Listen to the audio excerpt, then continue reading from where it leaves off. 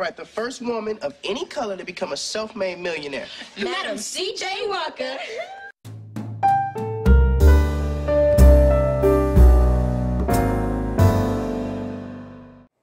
From humble beginnings as a farm laborer, Madam Walker rose up to become a pioneer of the modern cosmetic industry, an accomplished entrepreneur, social activist, philanthropist, and the first self-made millionaire.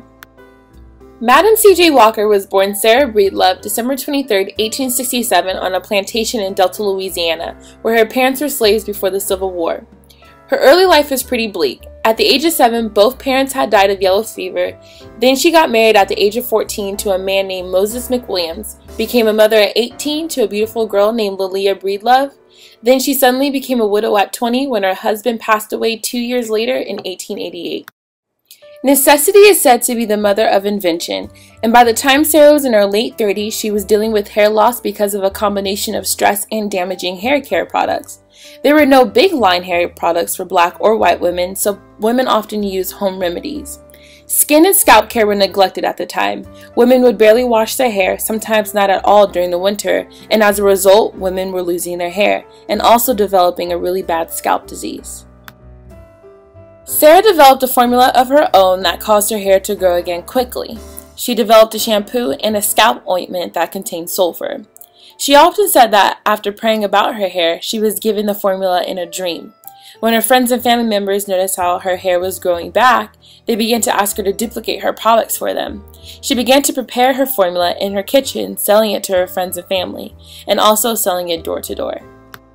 In 1906, Sarah Breedlove married Charles Joseph Walker and adopted her husband's initials and officially changed her name to Madam C.J. Walker.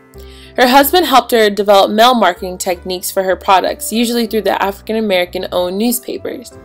When their small business was successful with earnings about $10 a day, Walker thought that she could continue to expand. But her husband thought otherwise. Rather than allow her husband's wishes to slow her work, the couple separated. She began to sell the products officially labeled Madam C.J. Walker, developing tins that had her image on it and the names of the various products. Eventually, in 1909, she and her daughter settled in Pittsburgh, Pennsylvania. She opened up a beauty college that she called Hyleah College, named after her daughter, where she trained women to become Walker sales agents and/or beauty culturists. The college operated from 1908 to 1910. In 1910, Madam Walker moved to Indianapolis, Indiana, where she established a modern factory to produce her products. She also began to hire African American professionals who could direct various aspects of her operation. She traveled throughout the nation, demonstrating her products, recruiting salespersons, and encouraging African American entrepreneurs. Her rounds included conventions of African American organizations, churches, and civic groups. She also traveled to the Caribbean and Latin America to promote her business and to recruit individuals to teach her hair care methods. She founded philanthropies that included educational scholarships and donations to various organizations that focused on improving the lives of African Americans. She also donated the largest amount of money by an African American toward the construction of the Indianapolis YMCA in 1913.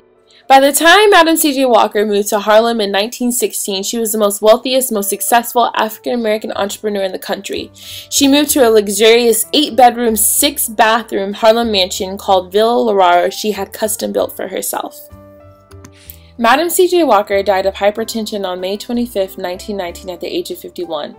At the time of her death, Walker was the sole owner of her business, which was valued at more than $1 million. Her personal fortune was estimated to be between $600,000 and $700,000. Her funeral service was held at Mother Zion AME Church in New York City.